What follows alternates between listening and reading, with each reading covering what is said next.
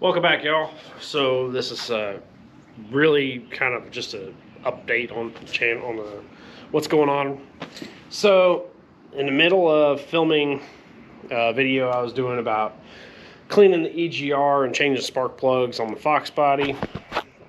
After doing all that, went to put it back together, and car wouldn't start. I mean, it cranked like crazy, but nothing, no fire. So pulling the coil wire off the distributor, wasn't getting any spark off of it.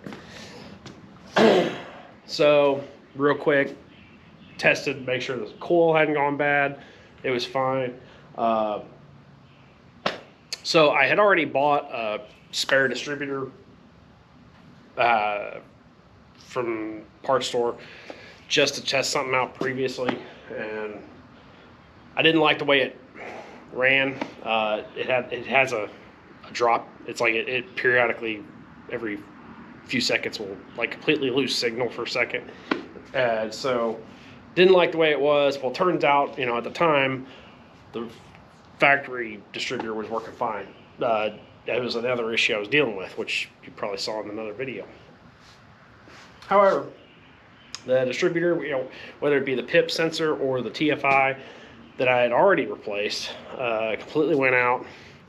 So we've got a new distributor coming for this. That's where we're at with the Fox body.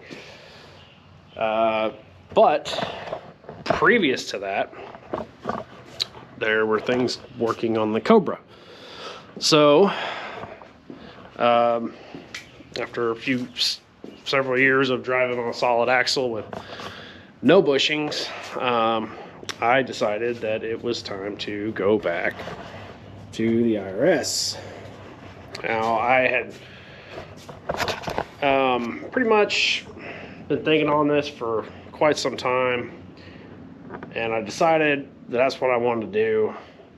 You know, because previous to the IRS that I had was ragged out, the bushings were shot, both hubs had, you know, one hub I had to replace the entire hub assembly, which is expensive, and then the other one started going out, the passenger side. So finally I was just like, you know what, I'm done with it. I swapped a guy for the solid axle that's in the car now and went on with life. However, I've been missing it. So what I got this from a guy down in Mississippi. It's a little rusty. I probably need to clean it up, but pretty much it's a 03 or 04. I think his was an 03. He had a bad turbo setup car. He kept that thing clean.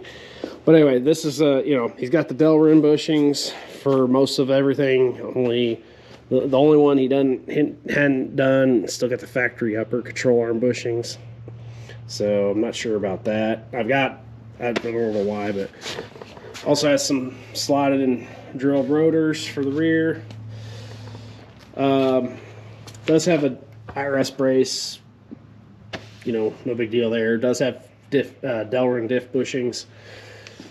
It also came with H&R race springs, so that's cool. And he had everything. So he had the brackets, he had the ABS sensors, all the bolts. He said he did lose one bolt for one of the brackets, so more to follow on that. Should have snapped off, but pretty much everything I need to swap it over. Yeah, there's even the pinion flange in there, so I can, you know, because my drive shaft's the stock drive shaft in that car. It's just I'm running solid axle pinion flange with a spacer. So I'll swap out, get a new, you know, just needs a U-joint to swap it back in to the factory style pinion flange, and should be good to go there. In lieu of that, I had already started ordering parts. So got a bunch of stuff. I'd already got the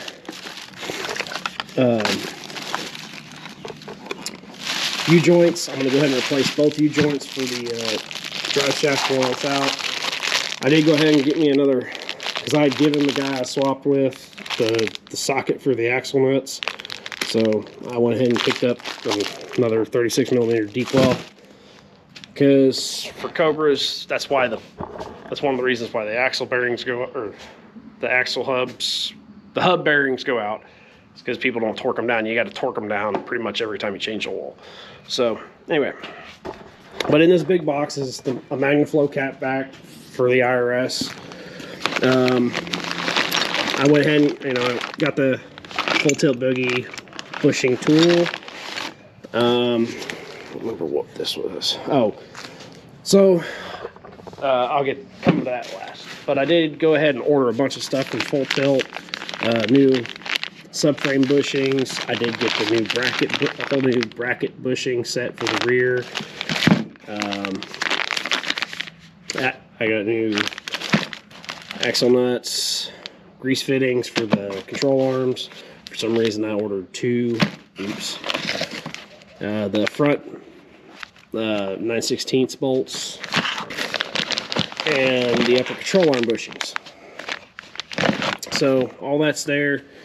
More on this. So after speaking with Viking, I asked him if I could run. I didn't see why I couldn't, but I wanted to verify the Viking shocks that I'm running now in the IRS. They're like, yes, you can, but you'll have to swap out the lower bushing inserts on it. So that's what's in here. So I was like, well, sweet, $15. I was like, cool, I can run those shocks. I spent good money on those.